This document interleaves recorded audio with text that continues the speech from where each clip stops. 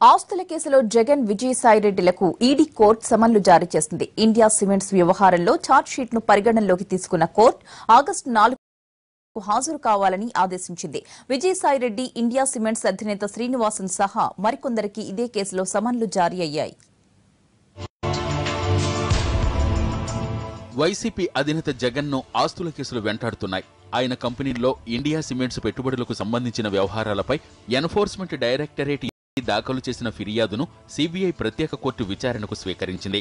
నిందితులుగా ఉన్న Jagan, auditor Vijayasai Reddy, India cements chairman Srinivasan, Bharathi cements, Jagati publications, Carmel Asia, India cements, Janani infra సంస్థలతో పాటు రిటైర్డ్ ఐఏఎస్ అధికారి ఎం శామ్యూల్, సీనియర్ ఐఏఎస్ అధికారి ఆదిత్యనాథ్ దాసులకు సమన్లు జారీ చేసింది. ఈ కేసులో ఆగస్టు 4న నిందితులందరూ వ్యక్తిగతంగా హాజరు కావాలని కోర్టు ఆదేశించింది. మనీ లాండరింగ్ చట్టంలోని 3, 4 సెక్షన్ల కింద ఈడీ అధికారులు ఈ ఫిర్యాదు దాఖలు చేశారు. కడప జిల్లా ఇండియా సిమెంట్ స్కూల్ ల్యాండ్ లీజును పొడిగించడంతో పాటు రంగారెడ్డి జిల్లా కాగ్నా నది నుంచి నల్గొండ జిల్లాలో కృష్ణానది నీటిని కేటాయిస్తూ అప్పటి వైఎస్ సర్కార్ నిర్ణయం తీసుకుందని సీబీఐ చెబుతోంది. ఇందుకు ప్రతిఫలంగా జగన్ కు చెందిన సంస్థల్లో ఇండియా సిమెంట్స్ పెట్టుబడులు పెట్టిందని వాదించింది.